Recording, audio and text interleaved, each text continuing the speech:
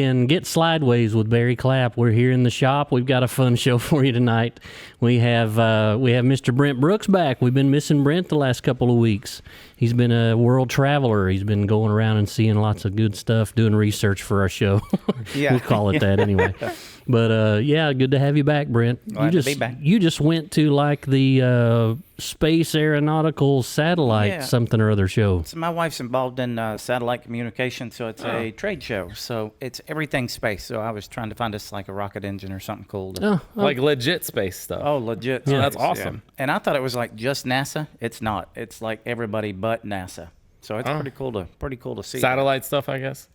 Yes, antennas, satellites. Yeah. That's kind of. That sounds kind of fun to go. Pretty sweet. We also have, you guessed it, Mr. Hooman Rahimi in the house. He's a hard ticket to get, man. We've been working for several months to try to get his schedule aligned with ours to get Mr. Rahimi on the show here, but we finally got his agent I had with so our many agent. podcasts And, lined up. Yeah. Finally, I'm excited for you to be here myself. Man, this is going to be a good night. So you guys, check it out. You guys that are live on the feed, ask us questions. Throw some memories out there that you remember, because Hooman's been with us, golly, since the very beginning. I started Tennessee Drift in 2009 in September at the fairgrounds, and you were at the first event. I was. In my Z, I'm pretty sure it was with The my old, Z. yeah, the old red 350, but it was bone stock back then. Like It was. stock wheels, It was stock for a long time. We can get into the history of that, but I didn't want to spend any money on that car. I spent money on tires, and that's it. Like, I did not believe in spending money on that car. That's awesome, though. It was my daily driver. That was legit my car I drove To work? Wow. Everything. I would only trailer it because I couldn't fit enough tires without trailering it. In the car. So beyond taking it to the event, I would come home and then just take it home. That was my, like, I had an MR2 as well, but that was like one of my daily driving cars. You should have brought that. That would have been fun to see. MR2. Yeah. So, let's talk about that very first Tennessee Drift event at the fairgrounds. Yeah. September 2009. Let me tell you how that all came about. So, I wanted to get into drifting. I had seen it. We'd talked about this before. They had invited me down. I'd gone down and watched Formula D. And Turner Field, I bet. Formula D Atlanta 2007. Okay. Yeah. And I went down there and I was like, man, I got to learn how to do this. This is awesome. I love it. So you remember Jeremy. You remember that boy, Jeremy? Yes. Shriver, So something. Scherer. Jeremy Scherer. Yeah. I remember He was Jeremy. like the best drifter around at that He point. was a good. Dude, he is good driver. a good. Not just he was a he is a good driver because I remember putting him in. I don't want to sidetrack too much, but we did that little fun day for like training or something. It was a school day, and I brought my 300ZX out just for fun. Yeah, I remember And he that. drove that At thing the like Speedway. a boss. Like he's like just nimble. Like dude, I'm like, all right. You know what's up. Like he's talented. Yeah, he's a good driver. So Angela and I are going to dinner one night. Yeah. I'm driving along, and of course I had my truck wrapped for the business. We just started it. Yeah. And this kid calls me up, and he's like, we're like riding beside me in traffic, and he's like, you ever wrap a drift car? And I'm like, you got a drift car? And he's like, yeah, I got this drift car. I'm like, where do you go to drift? Like, how do you do it? 'Cause I want one. Yeah. And that's kind of him and I just talking about that. Nice. And he told me, he was like, man, you got to go to Myrtle Beach. You got to go down to Atlanta, Turner Field, like you're talking about.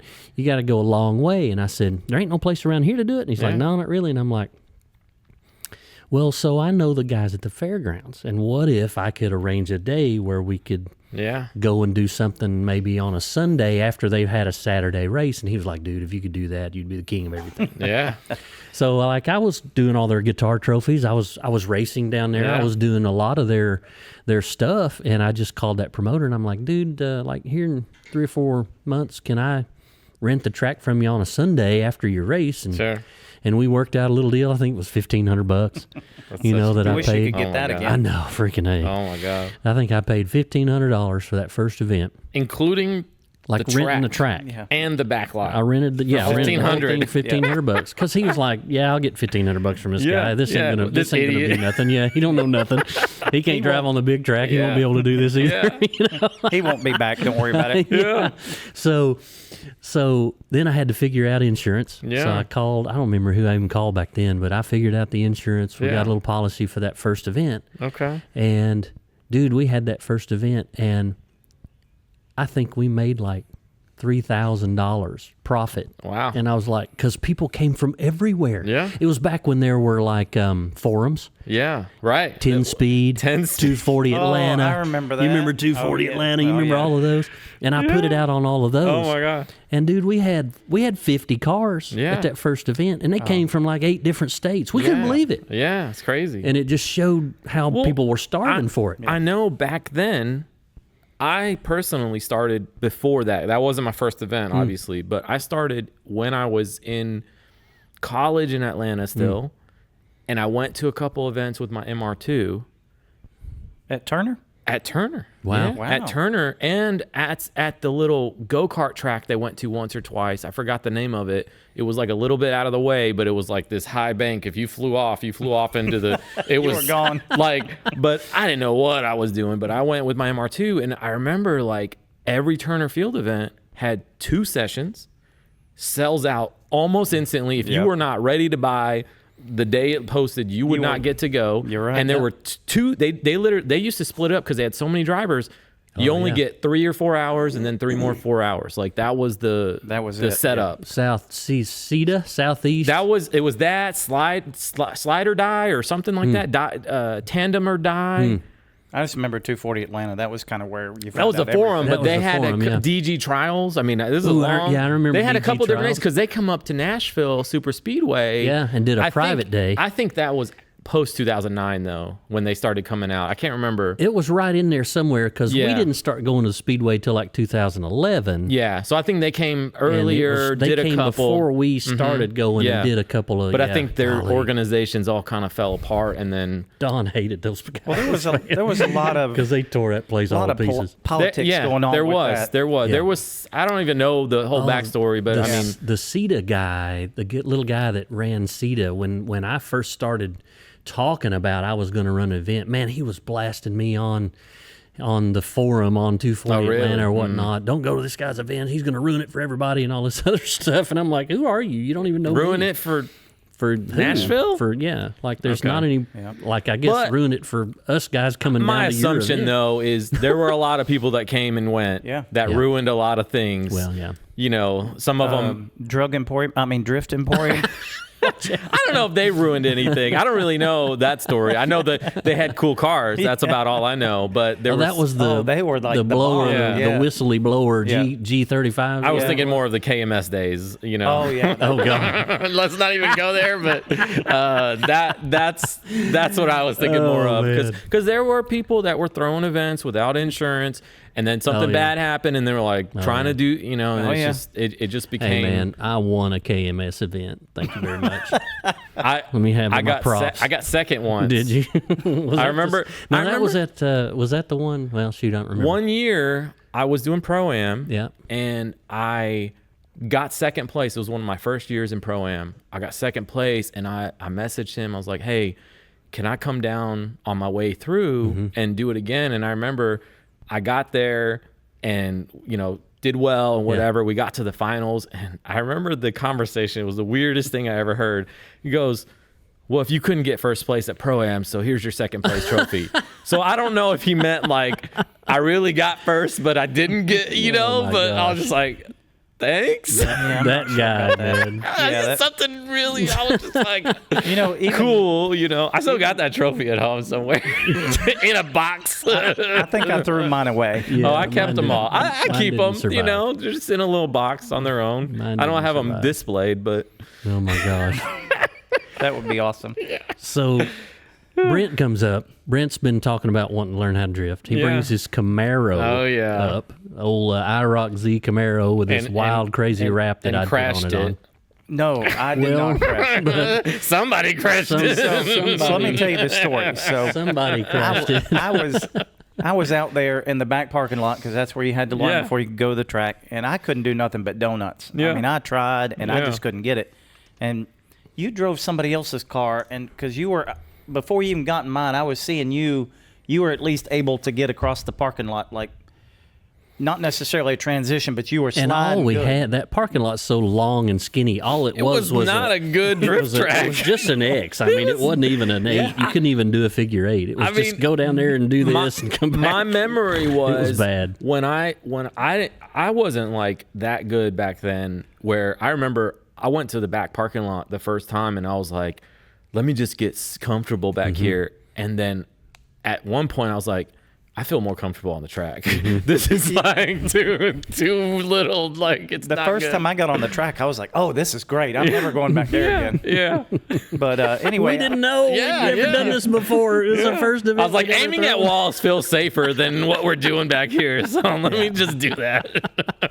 Yeah, so I decided to let Barry drive because he was doing better than I am, and I was like, maybe I can learn from what he's doing. That's where you gotta learn. Dude, he had it. Second gear. I had it. Second gear, he's hanging it out, and there was trash cans out there. I don't know if you remember the big 55-gallon drum trash. Sure, yeah. He wasn't going to hit it, but he was getting kind of close to it, so he decided to lift just a little bit. And when he did, that sucker snapped. We went through the fence, down the embankment. Almost in the creek down there. Yeah, we could see. I remember you guys had to get it pulled out or something. It was go get my truck and drag it back out. I remember because it all shut down for a minute, and we're like, hold on, there's a wreck. And everyone's like, a wreck? A wreck. Oh, my God. Yeah, I didn't know what someone's daily driver is wrecked. You know? I think we put How are they going to get home? Yeah, we put 20 people in your truck so it wouldn't spin so we could pull it out. And then the cops came. What? The cops came right after that. We barely got security it out of there. or the cops? No, somebody called a policeman. Oh, why? And a police, I don't know, because they heard the tire squealing, the neighbors around the track, you know. And he legit came driving right down there where we had just pulled that car out. And he was like, everything okay here? I'm like, yeah, we're good. No problem. I thought the car would be ruined, and we drug it out. We walked around and pulled some grass out of it and kept on drifting. Yeah, it didn't do nothing to it. We stood that fence post back up. I've only had the cops called on me one time at the fairgrounds. It's when we hosted our first Turismo event. We had a line going out past everything, and all the neighbors called the police on us. We're like, we're trying to get these guys through the door. We don't know what we're doing. Freaking neighbors over there, man. Let's buy a house beside a racetrack and then complain about what's going on at the racetrack. That makes a lot of sense. They're still dealing with that down there. I just heard it on the news today. They're doing something. I don't remember what it was, but yeah. It's been a battle for 10 years down there. The last mayor and the mayor before that trying to shut it down, listening to all the people around, but they can't ever do it because the people that want to race there stay united, and every time there's a city council meeting, 200 people show up with red shirts, save my fairgrounds, and they won't let them do anything. It's beautiful. We've been trying to get Ian back down there. We've had a couple of conversations. There's been some turnover in the office. Good. So hopefully, be cool to have a reunion, you know? Yeah. Be cool to go back down. How long did you drift before you felt like you had it? Like, okay, I'm getting this. I'm in control now, and it's not just I'm throwing it and hoping for the best. So, I would say that's a tough question because I started in the MR2. Right. That car is terrible for drifting. Rear engine, mid-engine. Open diff, I think. I don't even remember. Like, that car was not a drift car. I remember my first event ever. I show up, no spare tires. I had the donut in the back. Like, I had a little scissor jack. Yes. I didn't know anything about drifting. I go and I would sit in line. You know, and back in Turner Field days, you would sit in line for 20 minutes just to go one lap. Yes. So I would sit in line like, like, what am I going to do? I would go and go, like that's what I would do. And you know, I sucked. One time, Tony Schultz, I don't know if you know him. He's an ex-FD driver. Yeah. He was running the start line. And I said, hey, come here. What do you want? So you're in the wrong car. How do you suck less? That's kind of how I phrased it. I was like, I'm watching these guys and I can't do it. He's like, can I just drive your car once? And I'm like, okay, stranger, here's my car. like legit, just hop into the other seat. He takes my car out. First lap, he doesn't really drift it. He just power slides it a couple turns, doesn't link the track. And then he's like, can I do one more lap? I think I understand your car now. And he like, before he even started, I mean, this is how you know he's like an OG. He like turns the wheels all the way, looks out. He's like, okay. Turns the wheels, looks out. 15 degrees. Yeah. He's like, okay, this is how much angle it has. And then he starts to drive. And I'm like, what do you do? Like, what is going on? Then his second lap, he links the course. And he's like, this is what you got to do. He gave me some pointers. And then from there, I started linking it and started figuring out. So he was like my first step, which I always remember that. So like, to me, that's like, I know how I got started. So whenever someone asks me for help, I always give them that, like, like I want to give back to what I was given, you know, because like without those pointers, I don't think I would have progressed as quickly. I would have figured it out, but it would have been a slower process. So I figured it out, you know, fairly soon. But then once I switched cars, it was like, it made a big difference. So my story of cars is I had the MR2, it was a turbo MR2, 91 stock, nothing, like stock. What year was that when you were first going to Turner Field? I want to say it was like 06, 04, 05, 06. Like it was, I don't know the exact year, but it was like 05, while I was still in college. But so it had to be in that 2 year, like, cause I left Atlanta in 06. So I was I went to Georgia Tech in Atlanta until 06. And I would just go because I went to autocross and I hated it because you would get to drive maybe 4 to 6 laps all day and you had to work the track. So you'd be there for 10 hours and drive 6 laps. And I'm like, this sucks. Still dealing with that. Yeah. Still dealing with that. So I came back home and I got a Mustang, a 2000 GT stick shift Mustang. I was like, oh my God. Drifting's easy. The power. It wasn't even the power. It was just rear-wheel drive. It was just because it was a rear-wheel drive car, I could drift this thing. I was like, all you got to do, I swear to God, I used to go in Atlanta, like how I decompress from, like, I studied engineering at Georgia Tech, and it was like my last 2 years, I was brain stressed. Like I was just not, I was like, I need a release. So I would go in the middle of the night to these empty parking lots behind factories. Like I found the most remote spots. Mexico. Yeah, in Mexico. Right. I mean, it's more than 10 years. I don't think I can get in trouble for this anymore. But were you on Buford Highway? We're clear. There were some. I mean, I swear, I used to just drive. Like some people go out and party and do this stuff. I would like go out with my friends, and then sometimes I'd be like, I'm going to go. Like, where are you going? I'm like, I'm just going to go for a drive. And I would just go find these empty parking lots that had no obstacles. Like, so I could screw up. Yeah. I would do like four like laps. Let's call them laps. They're not really laps.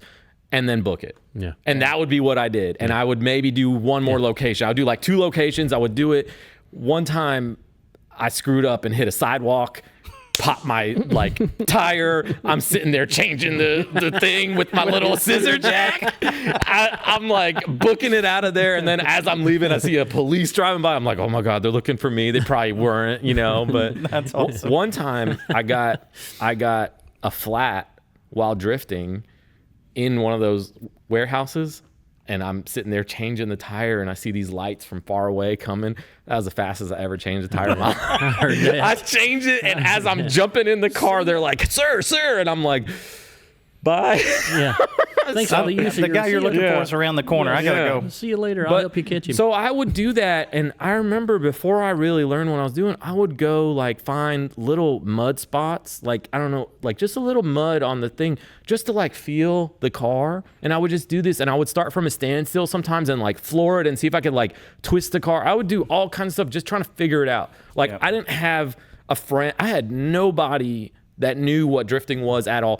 I didn't even know what drifting was. I just knew I liked to slide around. Like I used to do donuts in high school, and that was it. Yeah. And it was, I didn't call it drifting. I was just like, I like to do donuts. Yeah. Look at me, you know? Yeah. But my first car, I took the drum brakes off the back so I could do power braking. Yes, it would power brake better with no pads on the back. Yeah. So I just pulled everything off. So I'm with you there. Yeah. So that's hilarious. Guys, look here. It's already been 20 minutes.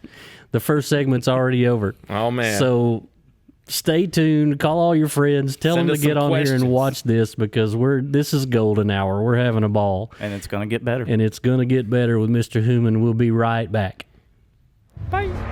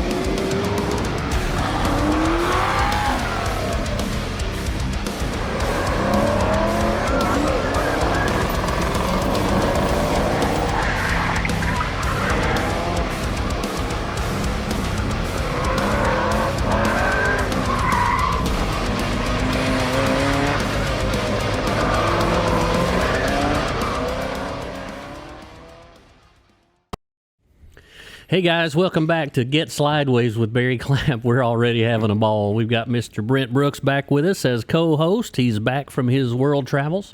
And we have FormulaD ace Hooman Rahimi in the house, laying some memories down on us. We'll get to the knowledge part later, but the memories are more fun right now. Yeah, so, good times. So we talked a lot about the beginnings of Tennessee Drift when we started. You were there from the very beginning. Yeah. You remember Donna and Scooney that helped us run the start line, and how she was the team mom and all that stuff. And they were also, so that helped me a ton to be able to afford insurance and stuff, because they were also my fire safety. It worked out really nice. They were good people. I remember Donna. She used to always tell me, when you gonna go pro? When you gonna go pro? I'm like, never. Wait, why? She's like, you're the best one out there. You need to go pro. I see it in you. I'm like, I just want to do this. Like, I'm good. Like, I don't even know what pro means. Like, what is pro? Yeah. What is? Well, back then, none of us knew, really. FormulaD was a baby. I didn't even know what Formula Drift was until maybe 5 years after. Maybe. Oh, really? Yeah. Wow. No idea. I never went to a Formula Drift event until after Pro-Am. No kidding. No kidding. Not ever. I didn't even like you never went down and sat in the tents with everybody, you know? Not until I started Pro-Am. That was my first time ever going. I was like, oh my God. Wow. This is awesome. No kidding. We went to the very first one back in 2005. It was like Reese Millen. Yeah. Humanette. Yeah, Samuel Humanet. Tanner Faust. All the OGs, Yeah. No, I remember my pro drifting was watching the Street Life Tour every year while I was in Pro-Am, and those were the big dogs to me. You know, that was rapper Dan Savage, F. Stoneback, like those people. They were like really solid drivers, and they were killing it, and they had crazy cars, you know. And then the Drift Emporium guys, like, to me, were like, oh my God, look at these guys. Yeah. Like, those are the ones I remember, but I didn't know anything about, like, I didn't really follow it. Like, I honestly, like, I just like driving. Like, it was not, like, not that I'm not a fan or was a fan, but I wasn't, like, chasing that fanboy or, like, I want to do what they're doing. I just like driving. Like, I just like slide. I've always, like, even, you know, before I knew what drifting was, I would power slide my MR2. Like, the first ever autocross event I did, I was 16. First time I went down to Twin City Twin Fountains. Mm-hmm. Yeah, Twin Fountains. Yeah. And there was a corner where it's like a 90, and I would flick the car and slide it into that corner every time, and they would come after me. That's slow. You shouldn't do that. I'm like, go away. I don't care. Like, that's why I'm here, is just to do that. Yeah. Like, that one section is all I care about. Like, so I would do it every time, and they're like, you're so slow. I'm like, but I got second place. Like, there's only 2 drivers. That's awesome. That's awesome. In my class, because like, it was like, MR2s were in one class. Yeah. It was one guy had an older MR2. So when you went through Pro-Am, did you get to go Pro-Am straight to FormulaD? Was that the path back then?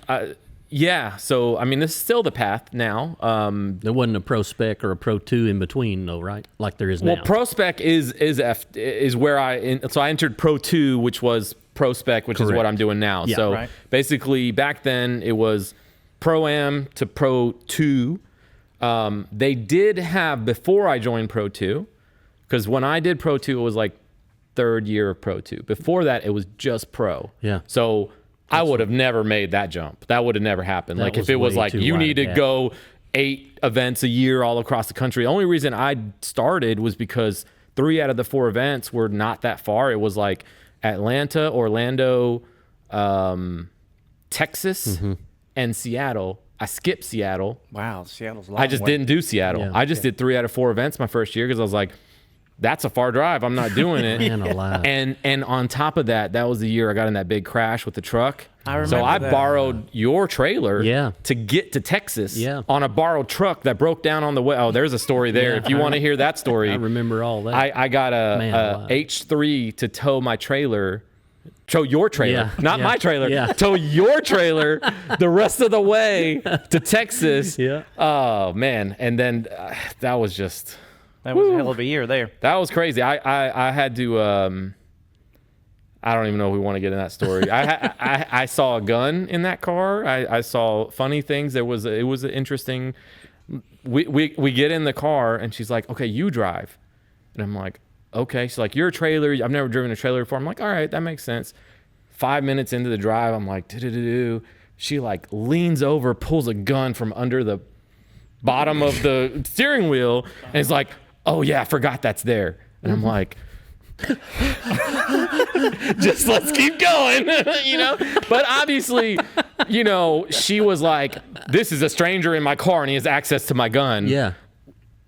This is not good. Who it wasn't good for you either. So like, the craziest thing, so who was this? We were driving and I had a stupid 6.0 F250 driving down, and 3 hours from Fort Worth, it breaks down and we start at, I forgot the name of it, like Red Army Depot. If you're from Texas, you probably know what I'm talking about, but there's like an exit there. It's I think a National Guard or Army like station. Oh. We pull over, they have a huge parking lot. We pull over and we're like trying to figure it out. Shirali was with me and we're trying to figure out, he had towed his truck and trailer too. So we were like, okay, let's figure this out. So we were like, maybe Brian will just tow me down and we'll figure it out. But Pro-Am the next day, I'm like, we'll figure it out. We look at every truck in the parking lot and we're like, what if we just ask them? Just ask them. They're like, "You're stupid. No one's going to ever do that." Yeah. And I'm like, but I'm going to try. Yeah. So we go and we see the only car that can even tow this trailer was an H3. Not an H2, an H3. Like a Jeep Liberty. Like, it's a 5-cylinder. It is not like, and this was like a 20-foot enclosed trailer, not an open trailer. Like it was, 24 or 24. Foot, Yours was bigger than mine. So it was 24 foot loaded with wheels, car, all this stuff. Price sagging all down in the back. So I go and we find the office, and the guy who owns the H3 is like, I'm like, "Can we move it with your car? Like, would you do it?" And he's like, "You know what? My wife or girlfriend, I don't remember, really loves import cars. Let me call her." And I'm like, okay.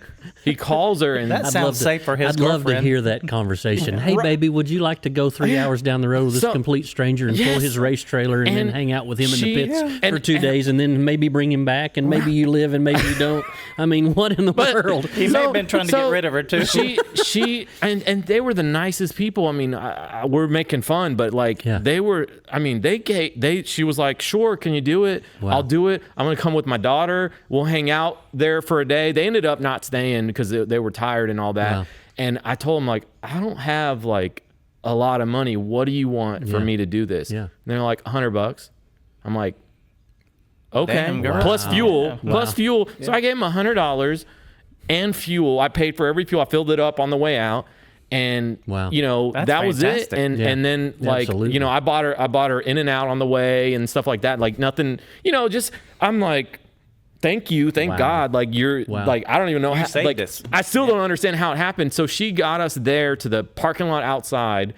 they had to go before they opened. So we parked the trailer. We went to sleep for 2 hours, woke back up, convinced someone that had a truck inside just to pull it in. Wow. And then we figured it out from there. Wow. Yeah, it was crazy. That is amazing. Yeah. So that is amazing. People are nice. I mean, you find the right people, but that's where the gun thing came in. I'm like, at first I'm like, maybe there's a reason. Maybe this is not as good as it seems, like, and then, I figured out like, oh, she's just being smart, but just the way it happened, I was like, oh God. Excuse me. Oh gosh. I reached between your holy. So, but she brought her daughter, so it made me less worried because it was like a 15-year-old daughter. I was like, well, if you're going to murder me, I probably wouldn't bring the child. Yeah. Wouldn't do it in front of you think, unless the kid needs a new car. Maybe. I mean, So moving forward, so you finally get to FD. Yeah. What was the biggest lesson learned when you first got there? Because there's always got to be. You're the new guy. You show up, you think you're ready, and then you're like, holy crap, I wasn't even in the ballpark. I never thought I was ready, ever, and until like a couple years in. But my first year, I didn't know anything. Like when you say, like, I did the dumbest things ever because I didn't know better. Like, I got two-way suspension for the first time that year. I was adjusting them backwards. I was adjusting the rebound and the compression backward. Yeah. Like, I thought I was adjusting rebound and I thought I was adjusting compression. So my car was like super loose and I'm like, I put in all the grip. I don't understand like what's going like. It was like I didn't know anything because I thought the new reservoir would be the rebound, but that's the compression, So like it was just stuff like that. Like I didn't know anything. I remember the first event I broke. So we got Achilles 1, 2, 3s. I got signed on last minute. Got some tires shipped to my house or to my shop. We install them. I go do a donut, snap both axles. What? Yeah. I was like, oh, fun. So I hit up Drive Shaft Shop. They, in a pinch, give them to Jonathan Nairn, who was driving to some off-road show. I don't even know. I don't remember what. It wasn't Orlando, but it was near. So like, I'll meet you there. So we go down to this beach town, find him in the middle of a parking lot, swap axles. I pick him up. Wow. We take him with us to Orlando. We change him in the parking lot. And good story. Rome Charpentier. Rome. No, Rome FD Pro driver, really good driver now. Oh. He wasn't in Pro-Am. I mean, he wasn't in FD. He was crew for Rob Carlson. He looks at my car when we're changing the axles like, you're just going to break those axles again. You know what the problem is, right? I'm like, no, please tell me. Yeah. And hurry. Yes. So this is like 11 at night on the night before we're about to drive. And he's like, your axle angles are wrong. You have too much angle. So that's why they broke, because they're in a bind. And when the suspension raises, it's actually worse. Cause like, I think they were angled up. So it's like when it compresses, it's going to be even worse. Right now they're angled up and your car's jacked up. So it's going to be even worse. So we ended up changing all the ride heights right before the event because I just put on new suspension. So everything was wrong. I didn't know what I was doing. Mm-hmm. Like I did all the stuff, but I followed directions, nothing to do with axles. Yeah. I followed directions on how to get the droop and all that. I just followed the thing, but it was like, it didn't mention axles and I didn't think that was a thing. I didn't know. Like it was like, so literally everything I learn is as I break things or as I do things. And that's how I learned, because it's not my I didn't grow up in that. I didn't have somebody that just like, here's all the things. So I learned by doing and just kind of messing up. And I mean,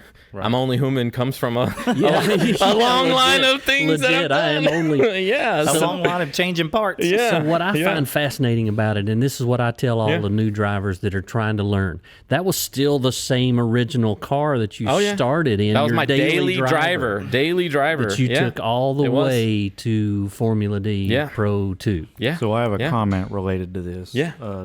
Dean Cook Jr. asks, how often is there drifting here in Tennessee? And any cars you recommend that you can drive and track occasionally? Oh, wow. So you want to take I'll answer the cars and you answer the events, because you know that better than me. So the events around here, what's his name again, Dean? Yeah, Dean Cook. Dean Cook. So the events, look for Slide Factory. Our schedule's posted on our Facebook page. There are the Clarksville Drift scene has events quite often up there. That's a great place to learn because it's small. The new little Driven Lux circuit is down in Alabama, and you can go down toward a little further down into Alabama, down below Birmingham to Mid Pond. And then there's occasionally some events up in Kentucky as well. You just kind of have to learn the pages and learn the what the groups are and when their schedules are. But all that stuff's posted online, so you can go and find those 3 or 4 different deals and check them out. So what do you think as far as a car? Like, I used to have an opinion, and now my opinion's radically changed. So. I would say, in my opinion, just because of what I know, the best car currently based on a limited budget for learning, G35 350Z, easily the best platform. There are other options like BMWs and stuff like that, but in my opinion, the part availability and the chassis reliability and the, like, you're not trying to build the best car ever. You're just trying to build a reliable car where, honestly, you don't need to change anything. Just bring tires and run it as it is. Don't change the suspension. Don't do anything. Do it later, but you don't really need to. Like, you can learn on it as is, and it can be your daily driver, and it's enough to just get going. You're going to learn why you need a diff. Once you drive like that, that's how I drove my car on stock, everything. I didn't change the diff until I needed to change.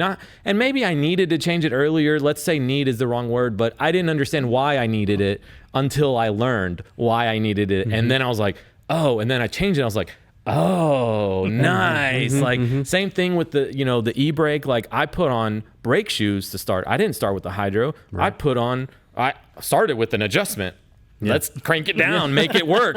And then that didn't do that good. It would work like 2 pulls and then stop working. So then I learned about, that was back when Project Muse shoes were like the only option for 350Zs without going hydro.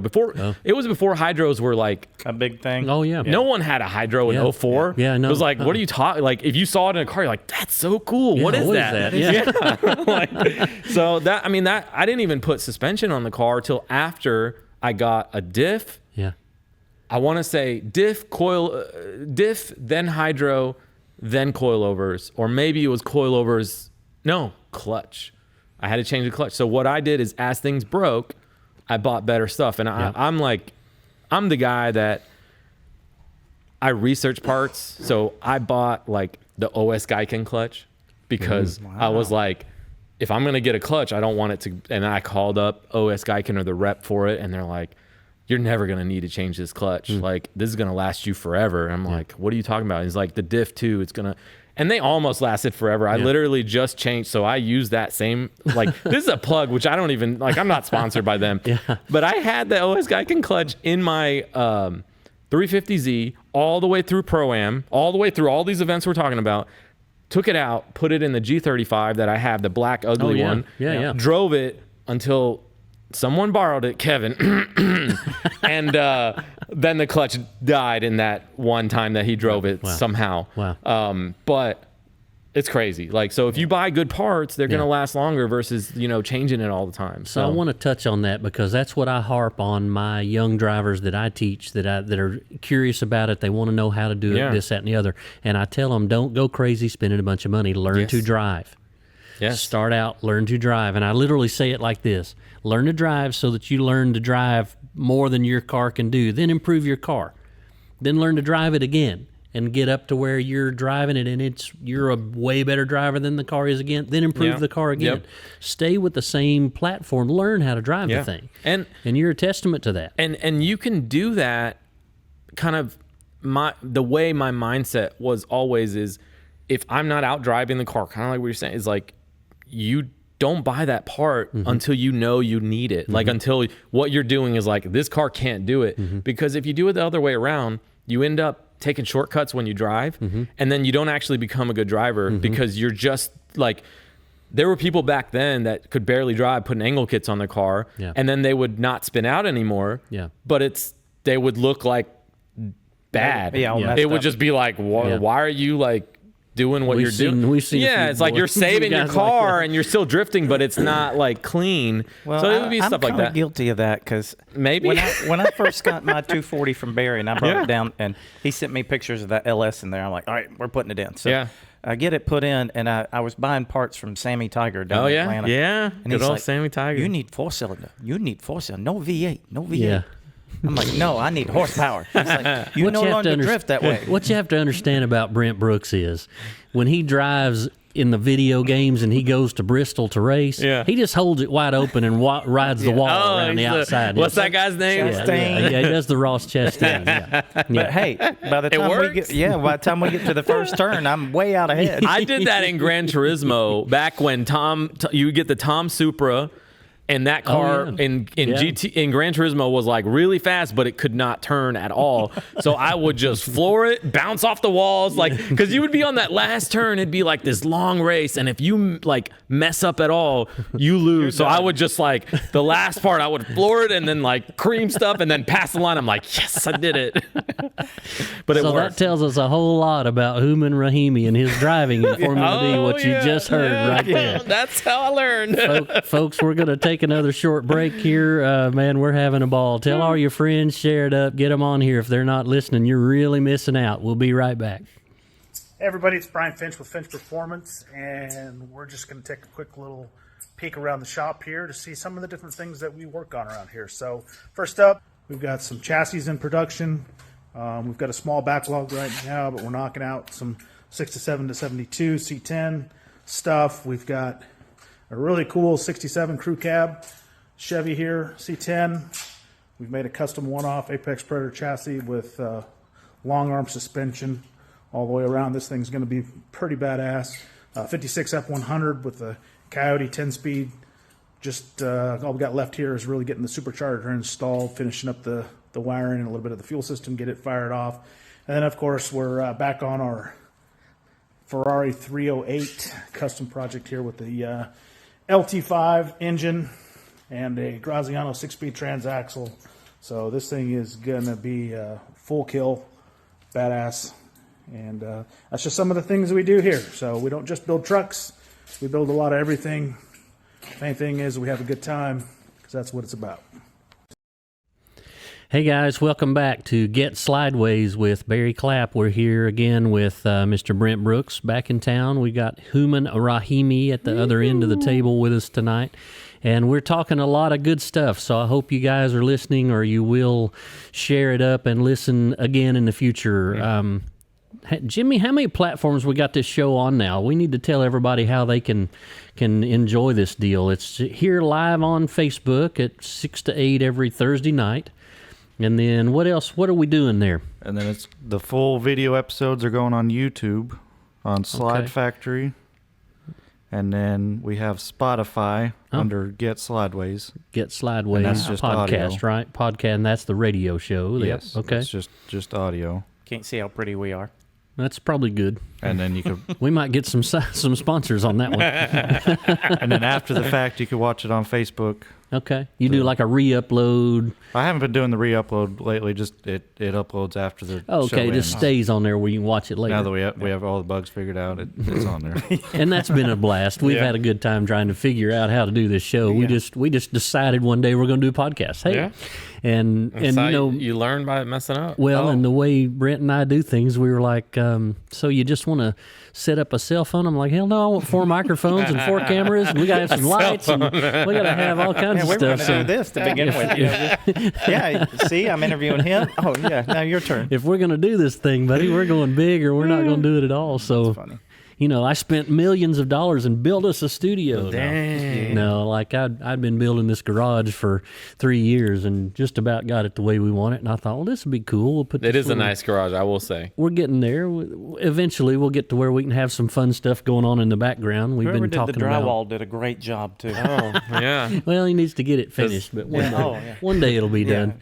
We'll get there. I don't know who that guy is. Oh man, he's a great drywall expert. So if you ever need any name drywall rhyme with done. rent. Yes, and the rent is high. I will attest to that. That's awesome. So so you are now in FormulaD ProSpec. ProSpec, okay. Right. Mm-hmm. And you have finally put the old daily driver to rest and built a new car. We built a new car in 2020, a 370Z. 370Z, right. With a lot of help from Jonathan Hurst. He he's the one who convinced me to build a new car. He was like, you really needed one though. That poor 350Z had been around the block. It was not competitive, I will say. Like that car, I had to work just to make it work, but it was always, I was getting left on every line. Like I couldn't keep up with anyone that was fast. Yeah. It was a heavy girl, and it was 550 horsepower, which is back then was cool, but not anymore. Now for ProSpec, that's not enough, especially if your car's heavy. If you have a really light car, you might be able to get away with 550 on some tracks. On some tracks, you're going to get left. But yeah, he convinced me to build it. We teamed up that year. He basically built the car. We worked together. And then that's how I learned how to drive a turbo for the first time. Like that was a learning curve. I didn't know anything about drifting a turbo. I mean, I had drifted my MR2, but that's not the same thing. No. Right. And I had so many years on a VQ or V8. I literally had to learn a new pedal because the clutch pedal is way more important on a turbo, just keeping that spooled up. Like I didn't ever have to like keep the throttle blipped while clutch in. Like that wasn't a thing. And I felt like I had to add a third leg almost. It was like, it was a new thing. And I had a steep learning curve. Like I don't think I really utilized the whole car my first year at all. Wow. And then second year I started figuring it out, and now, you know, I'm pretty comfortable in it. I think there's still a lot to learn. You know, I'm always, you know, feeling like I'm improving, and that's a good feeling. If I plateau, I feel like I'm doing something wrong if I'm not figuring out how to get better. Yeah. So let's talk about your car. What is your setup of your current car? What is your combination? So it's a LS3 block with some 243 heads. Internals are built with a big turbo on it, and then just a dog box transmission and quick change in the rear. I mean, that's the basic suspension. I'm on Fortune 2-ways, monster clutch, and you know, it's, I would say, a simple build, even though it's turbo, but it's not like crazy this and that and nitrous and all that. It's literally just 15 pounds of boost, you know, 6.2 block, and then built, and then just keeping it a mild, like, safe, because I could turn it up. Like I can turn up the tune to make more power. Most of the time I leave the boost down when I'm doing like fun events. I run it at the lower boost setting, like just wastegate pressure. And then when we go to FD, we turn it up. When I go to Utah, I turn it up one more notch just because of the elevation. I forgot about that. And that's kind of just what it is. It's pretty simple. It's not too crazy in any sense. It's got WiseFab, you know, it's like a typical drift build. Like, it's not like, I'm not the inventor of how to do things. Like, that's not me. I don't have the budget or time or desire to kind of like be the trial and error guy. Like, I don't want to reinvent the wheel. I just want to know what works.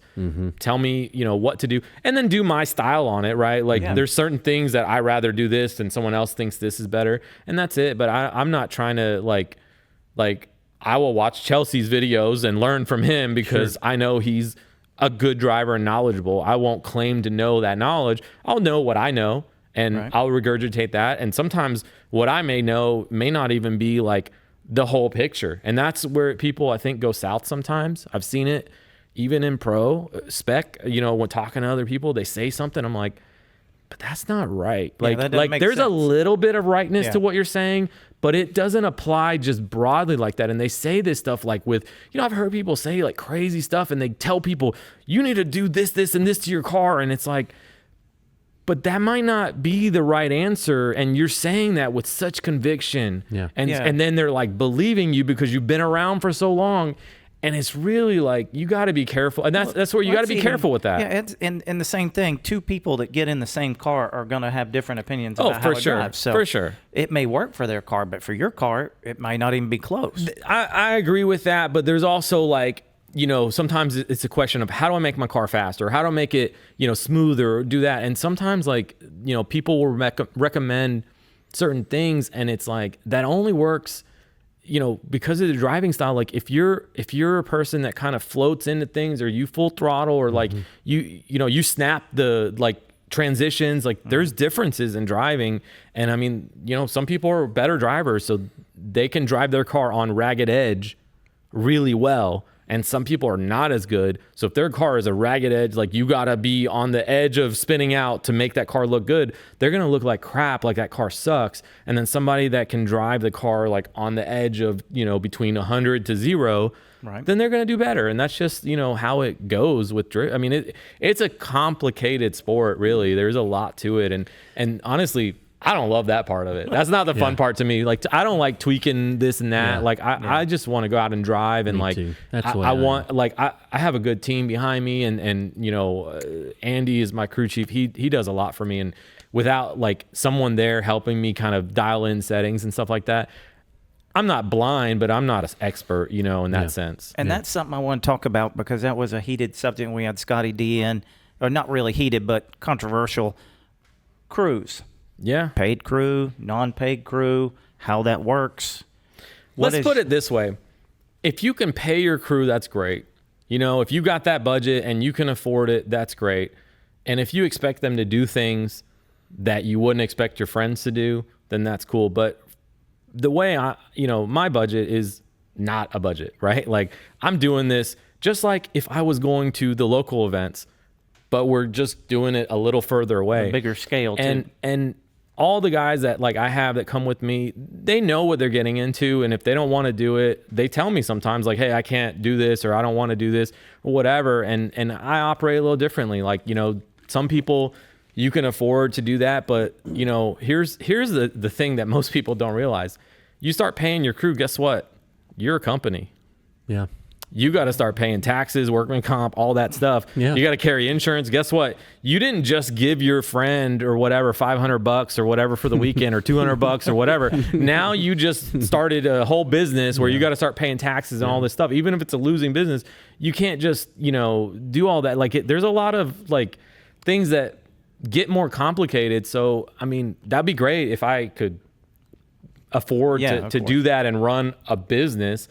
I'm not running a business. I'm doing this, basically on mostly my dime. Like, I get a lot of support. One of them sitting right across the table, he helps me a lot on the wrap and stuff. Mm-hmm. But, we do this because we love it, not because, it's profitable or it's just it's just a big expensive hobby. It's just for the fun of it. It's a professional hobby. Yeah. That's the way, when people ask me, it's like, is that what you do for a living? I'm like, no, I do a living so that I can do this. Like, I work really hard. Doing this to make a living, I'd starve to death. Yeah. I mean, like, really, I work really hard, and that's why I'm 40 doing this. Yeah. I didn't do this when I was 20. Yeah.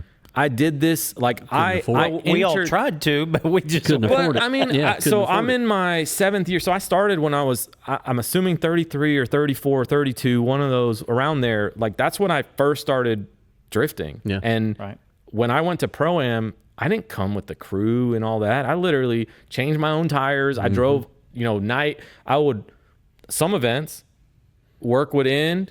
I would drive, show up at the track in my trailer, 5 a.m. or whatever time, take a nap until they open at 7, hop in the car, do whatever, like compete, and then either drive. So I would like, okay, how tired am I? All right, I'm going to drive. And then I would Motel 6 it, get the first $40 hotel, take a nap, shower, go to the next one, and just keep going. And that's what I learned how to do all that. Like, I didn't know how to drive a trailer. I didn't know how to hook up a trailer. I didn't know how to, the first time I ever put my 350Z on the trailer, it undid the wheel, and it was a tow behind. It was like a dolly. Oh, where you put two tires. I locked the wheel onto the dolly, but it was because it was a locked rear end. It like popped itself out, just pulling out of the parking lot. So I was like, I don't know what I'm doing, and I didn't know. I mean, literally, I didn't. There's not like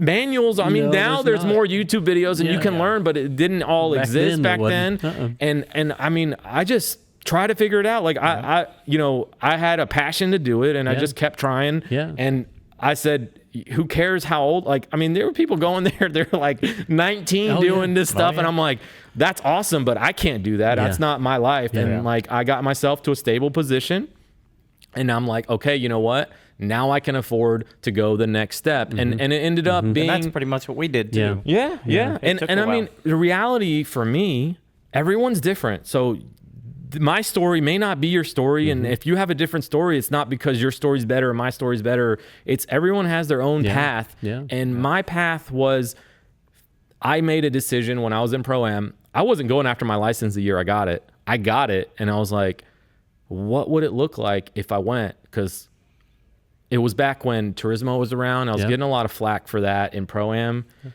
There was just... It wasn't always a fun time in the Pro-Am time because I had Turismo in my car and whatever. So I remember you giving people didn't want you coming on their to their event with that event on the side of it. I was like, really? Okay. But anyway, so I got a lot of flack. So then they kind of forced my hand. Like I didn't want to go, but then I did the math and I was like, you know what? It's really the same cost. The only difference is the time and the distance. Same tires, same car, same everything. And then I started picking up partners where it became cheaper. Now, it's more expensive because now I got to go to Utah, which I don't normally have to go to if I was doing Pro-Am, but like it also became more professional, better judging, better tracks. Like that was kind of some of my issues back when Pro-Am was, it's like the judging wasn't on point all the time, you know, and it's not to their fault. They don't have like all the gear and all that stuff. They see what they see and they're not experts at this. The FD judges, you got to give them credit. Like they watch a lot, they train, they do this stuff. Like there's an eye for it. And that didn't always exist. And still probably doesn't in all Pro-Am because it's just not, the resources aren't there. You can't do that. So I decided if I'm going to do all this and spend all this money, let me do it on the legit scale. I know I'm going to lose some track time. I'm not going to get as much track time, and that's just part of it. But I'm going to get better as a driver. I'm going to drive with better drivers. I'm going to learn more, and my car is going to be a little bit better because now I got to spend, you know, maybe I can convince some sponsors. And that was like, I didn't know anything about doing any of that. Now I get, you know, a lot more support of stuff that I would have never spent the money myself on because I couldn't afford it, right? And now, like, yes, I'm spending more in this, but I'm getting it here. So it kind of washes out. Where it ends up, I mean, in reality, it was like, FD's so expensive. Yeah, I wanted to talk about that. I talked to you a few weeks ago. We came to your shop and talked to you, and you were explaining to us the cost. And I don't think a lot of the younger generation realize what does it really cost to go to an event. Let's put it this way. Outside of travel, entry fee, what's different in cost? Name one thing that's different in cost other than travel and entry fee and time away. Like, so the events are longer. But that's it. Like, yes, your entry fee is higher, but not really. If you go to any of these 5Ks, it's almost the same price to enter. You know, those are also 2, sometimes 3-day events. You get to choose when you go and that sort of thing. But sponsors don't care as much about 5K events versus the FD. So you have more leverage there. So I don't know. I can't hear. I mean, I can hear it. I've not understood the argument where FD is so expensive because it's not. Like, yes, if you want to do it on a professional level and have 5 crew members and, you know, do it all fancy, you can make it more expensive. But you could do that at Pro-Am and then say Pro-Am is expensive. Like, what's the difference? Like, if you're saying, oh, you got to pay your crew, okay, pay your crew at Pro-Am, it's just as expensive. Like, there's none of those things are not translated to any other sport. So it's like FD's not more expensive. Even the entry fee, I mean, it's like 26, 27, I forgot what it is. It's around 2,500, maybe 2,700 for the season. For four events. You know, you do the math, it's high.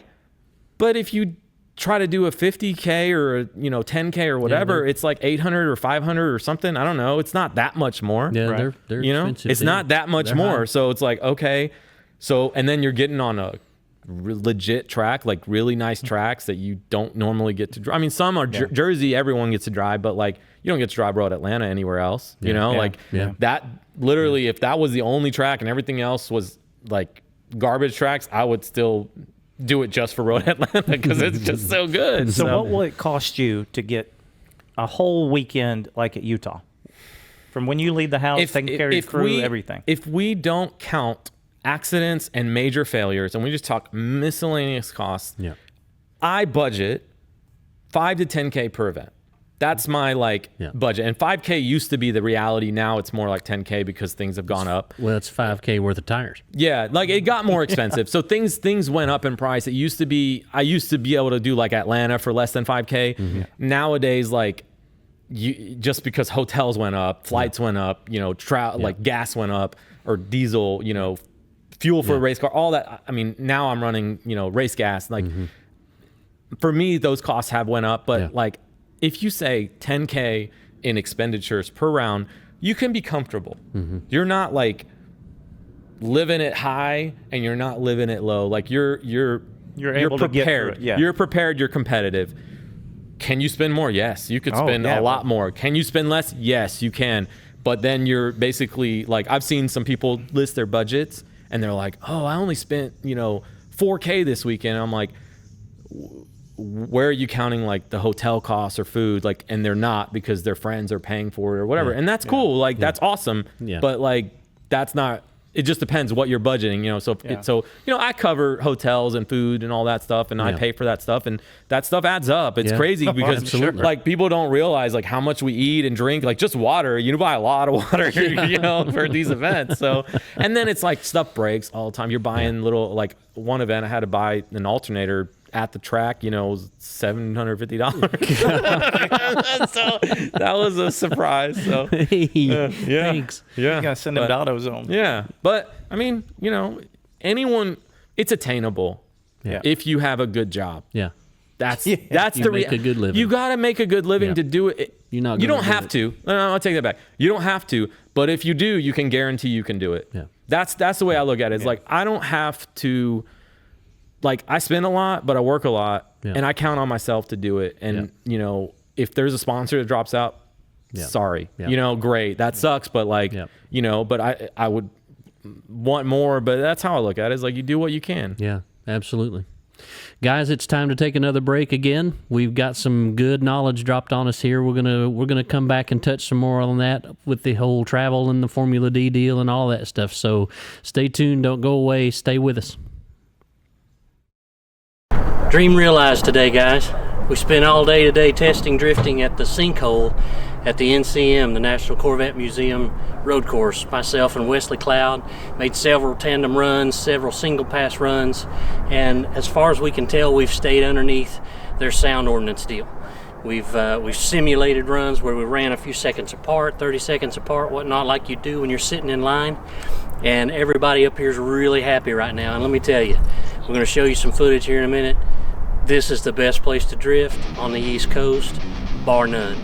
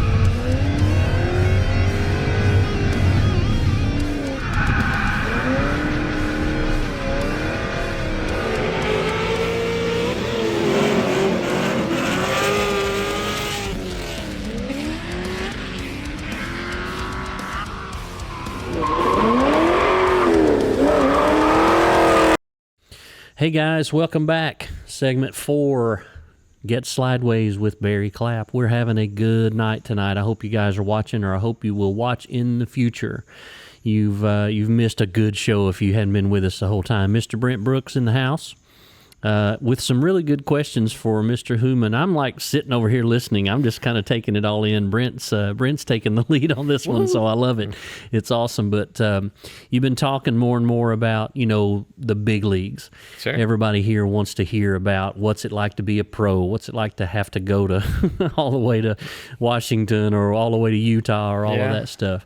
But Brent's got a good little take. He wants to know about the judging and what you think about FormulaD judging, because we've watched FormulaD for the last 15 years, and there's situations that maybe we don't know what we're looking at exactly right, and we think somebody should have won, and they give it to somebody else, and it causes us to think that it has to do with who's sponsoring that car and the big money and all that stuff. So and the example I love to give is it was Hurst, and I really don't remember the other driver. I think it was Turk.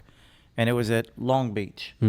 And I knew when they pulled to the line, there was no chance. It didn't matter how good Hurst drove. He wasn't going to get it. And, of course, he didn't get it. But it looked to me, he put down 2 solid runs. He was all over him. And even tapped the wall. And I don't know, is that points or no points there. But But I just feel like that the privateer, like yourself, if you go up against Von Gittin, I feel like you're at a disadvantage before you ever leave. So there's a lot of nuance to that. I will say, can the judging be off? Sure. There's 3 humans up there. Yeah, they don't always agree. So that kind of answers the question in itself. There's 3 people up there, they don't always agree. Do I think that there's any sponsor, things? No, at all. I don't think there's even 1% of that. Do I think that there's human bias in judging in general? Not FD, just in general. If you're judging, let's say, me and some new kid who just started driving last week, and we go to battle, and you have film and all this stuff, and somehow it looks like the kid won, and you go back and you want to make sure you didn't miss something. In your head, I should beat that guy. So you're going to be maybe more particular about making sure you don't miss anything to make sure that this kid actually beat me. So I think that does happen, but I think it's human bias. Like it just happens. Like it's not that they're purposely doing it. I think that's what happens. There are situations where I don't agree with the judging all the time, but I would say majority of the time, I agree with the judging. There are some that I don't agree with, but I majority of the time can understand why. Doesn't mean I agree with it, but I can understand why. And what they saw and maybe what was said in the driver's meeting that you guys may not be privy to, not because it's hidden information, just because it wasn't discussed on the live stream, because how much time do they have to explain all these things? Right. Now, going into 2024, we're going to see a lot less of that. And the reason is they got rid of pure zeros or technical zeros, which I've always been a fan of. If you looked at my Turismo rules, there were no technical zeros from the beginning because I don't believe in pure zeros, because one of the ones that I hated the call last year was James Dean and Alec Robbins. James Dean spun on one of his runs and won the battle because Alec Robbins in his chase position had like a little correction on his wheels where the wheels went like that, right? Something like that. And they deemed it a 0. So they said 0 to 0. Now James Dean was wrong. And that was because the judges were tied by the rules. Because by rule, they had to error that that's a 0. And when that's a 0, now all of a sudden it's lead versus lead or chase versus chase or whatever it was. And the chase versus chase, he was stronger. So then it became, the rule. So them taking that away this year is one of the best changes that you're going to see, in my opinion, some of the best judging and tandems now ever, because a minor correction, now the judge can decide, was that correction worse than a spin? Yeah, because it's not obviously. Obviously, it's never right. But according to the old rules, it was because it's a 0. And once you have a 0, you can't. Even if you do everything perfect, it's a 0. And that's why it's been kind of like there's always been that in a lot of the most of the battles that everyone's like on a different opinion. There's been a situation where somebody did something that possibly could be deemed a 0 by someone's judgment call. It wasn't a black and white thing. It was a judgment call because this is like, well, was it this or was it this? Or, like it's all subjective. And, those are the things that make judging really difficult. Like people forget how hard it is to judge this because, this is live. Yeah. They don't want them to spend 30 minutes on a call. Yeah. Oh, they used to do that. You remember that? They do. And they used to catch a lot of flack for it too. Yeah. But it makes it, but now they've changed a lot of things that should make it less time like that. They got rid of protest completely, which is, I think, the best thing in the world because protest. So if you lose, you lose. You can protest after the event for points only. Okay. There are no protests live. So you object, which the funny thing was the only protests that were legally allowed before were non-subjective things. It was not to protest, I don't like that call. It was, he did this, and according to the rules, that is a 0. And because he has a 0 here, I have the win. Or his door popped open, which is, stuff like that. That's dumb anyway. It really is, but I understand the rules. Like someone to win because a door opened or didn't is silly, but I understand why the rule is there because imagine you're drifting on someone's door and their door pops out and you stop. Now who loses?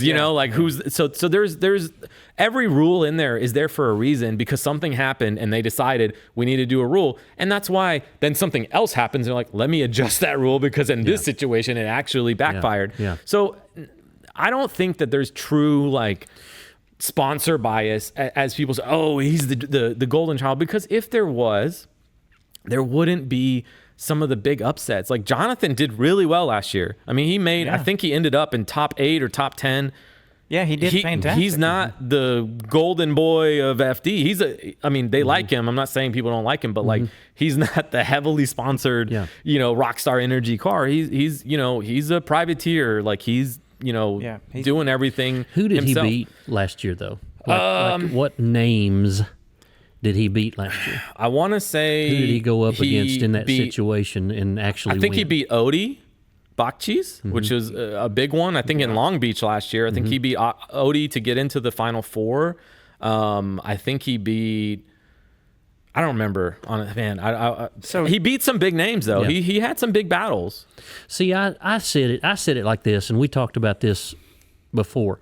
I said it like this. I thought where FormulaD really messed up in the judging thing was they came up with so much criteria that none of us knew anything about, and they didn't do a really good job explaining it to us as to why this car beat this car. Sure. Because if you were just watching it, that car beat that car. And that's why they spent. That's kind of why all the rule changes came about, because they said the average fan should be able to make the same call or at least understand it. Yes, understand it. And if they can't, even if, because I think there has always been kind of a split where drivers, certain, especially old school drivers, had a train of thought that they're like, no, I don't want that because that's bullshit if I lose because someone does this.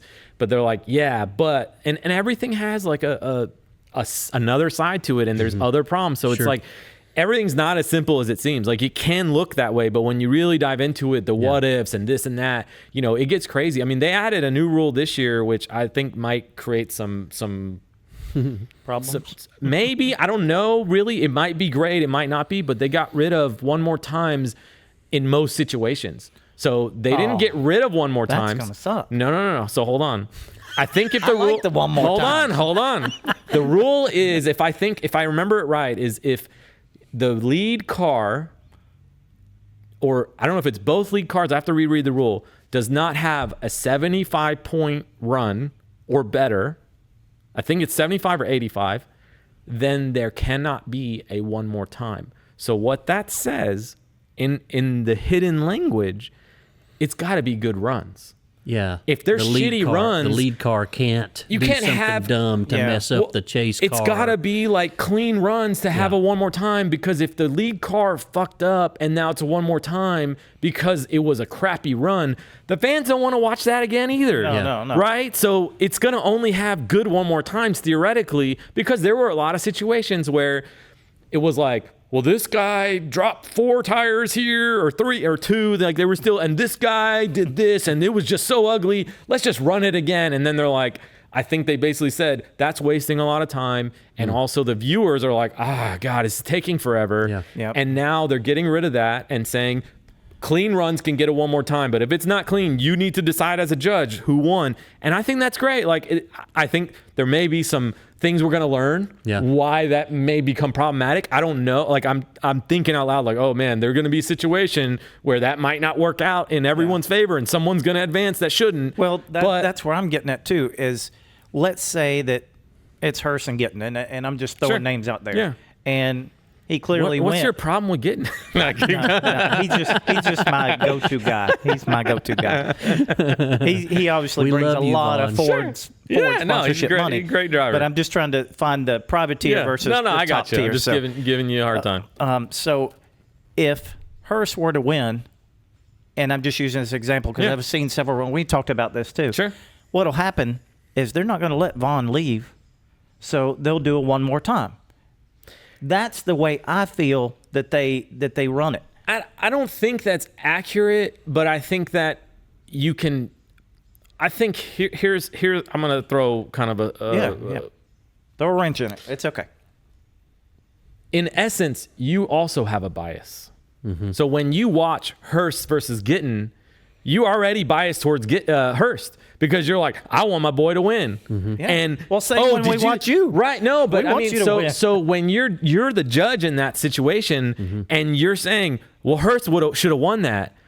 Well, everyone who's on Gittin's side would be like, no, Gittin should have won that. So I do understand that. Yeah, part. like so when you look at those things and you look at them in black and white, which is really hard to do. It's harder than you think because you're watching that and you're like, well, how much is that mistake really worth? And you're like, oh, that wasn't a big deal. But then if it was on the other side, you'd be like, that was everything. That was the reason he couldn't do that. You know, so it's like, it's really complex. And I have to give it to the judges. Like, there are times where I don't agree with them at all. Like, I think that decision, I'm like, that makes no sense to me and I don't agree with it.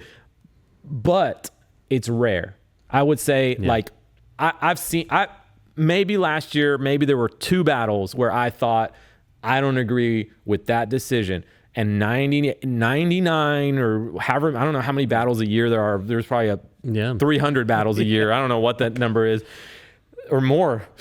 Let's do the math. I don't want to sit here and do the math. Do the math, Jimmy. How many battles are there every year? So those battles were the right decision. And, you know, maybe they made a mistake. Maybe they didn't see it the way I see it. Or maybe they're, you know, understanding. Because, I mean, even the nuances of the rules can get confusing. You know, sometimes, like, I remember there was a case where someone protested Odie at St. Louis. I think it was Forsberg.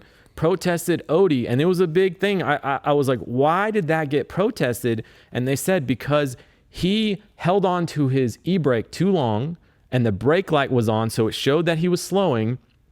And they said because of that, and Forsberg hit him, it's a technical reason. So now it's not a subjective decision. And I thought slowing was already decided if he won or not, and that's a subjective. To me, slowing is subjective. It's not black and white. Even though there's a light, but they say that light is not like a 0 or whatever. It's just, so it gets complicated. I mean, that one, there's a lot of nuance to that one, but to me, I don't believe that there's true bias there. I think there is inherent bias just because everyone has bias, but I don't think that it's like purposeful or anything like that. I think you're going to see more of the really good privateer drivers start to win more battles because they've taken away the technical zeros. Oh, for sure. And all that stuff. I agree with that. Because I think they probably.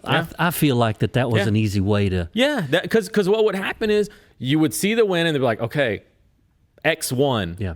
But let me just make sure there's no zeros. Yeah. And then you would be watching and be like, why didn't they already decide on this? Yes. Like this is a win. And then they would come back and be like, oh, it's because this section of this thing. And the reason they were doing that, because there might be a protest. Yeah. And if there's a protest, then they'd have to reverse the decision, and that doesn't look as good. Yeah. And so they're being really analytical about that. But then it would be like over something so silly. I mean, stupid. splitting hairs. Like something that didn't make any difference. That was what I wouldn't was say it didn't make us. a difference, but I would say that it shouldn't have been a 0 versus 100. It's just, it's an effect, and that's kind of what the new rules are. It's not that you should straighten or do that. It's, if you do it, it's a deduction, and it could be a huge deduction. Yeah. But it's not a 0, and that's the difference. It gives more power to the judges, which is what was lacking before. Sure, they were stuck on the rules. They had the rule book, and they had to be like, well, the rules say this, so because the rules say this, I have to decide this. Period. Yeah. It doesn't matter what my opinion. I think you won, but the rules say you lost. Boom. See, I think we need to go back to judging in 2005, where you had 2 judges and the crowd was the 3rd judge. Was that really a thing? Yes. No, it was not. Yeah. In FD? Yes. In 05. What? Yes. No. At FormulaD Atlanta. Yeah. There were 2 judges, and the crowd was the 3rd judge. It was crowd, awesome. and the crowd would chant, "One more time." That would be really fun. Yeah. But awesome. I wouldn't want that to really exist, like for real decisions. But like, it would be fun to just see, like, because I mean, I always thought about that. You know, Monster Truck, where they have the little live judging, because it doesn't matter at all. It's just like, So I always thought like that would be cool to see, like FD. They do it in the polls in YouTube. Yeah. Like they ask a question, who do you think won? Yeah. So you can see it sometimes, but it'd be cool to like see it on every run. Like you could log into that app and be like, oh, that would be awesome. Yeah, and then you always see Dude, what the fans do. I'll tell Ryan. I'll be all spider monkey tell on Ryan that. That's what we say. Yeah. Well, but then you'll have Cash Hurst having a QR code on his car, vote for me, and we'll be like snapping that and voting 1,000 times for that run. If it didn't matter, I think people would Hurst, have don't fun. forget about that QR code. I'll be voting for you. Yes, put that QR code right on your door where it shows good in the picture. We got to be able to see it. And we'll put a small one on Getting's car where you can't focus in. Yeah. Blurry. Blur it out a little. Low resolution. Yeah, we'll be responsible for the QR codes. Don't worry about that. Graphic Effects could sponsor the QR codes. There you We go. could provide them all for each driver. Yeah. That would be. We'll put it easy. behind the fender where you can't see it with the smoke. In the smoke. Yeah. Yeah. Perfect. I love that. Yeah.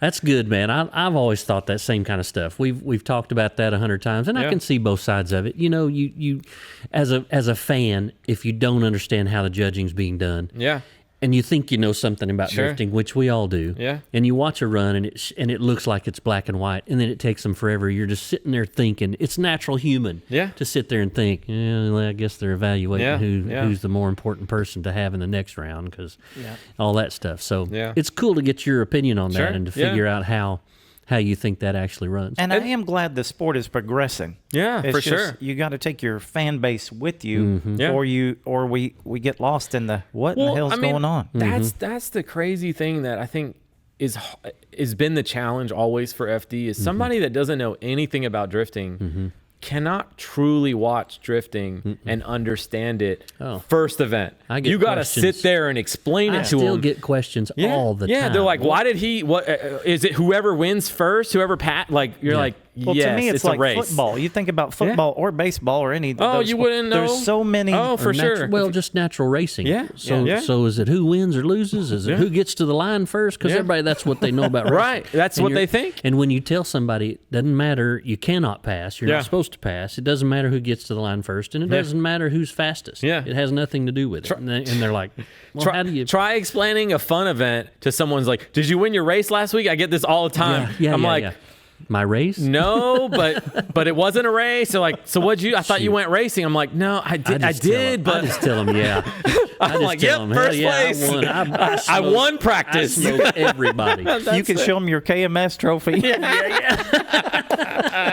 I just tell them I smoked everybody, man. I won the whole thing. Then, I mean, really, they're like, why do you go? What do you do? I'm like, just sit in the car once and then you'll get it. It'll all click. That's right. So, guys, that's segment 4. We've had a great night. We will be right back with a little bit more knowledge. We're going to talk about some really fun stuff in the last segment. So stay tuned. Don't go away.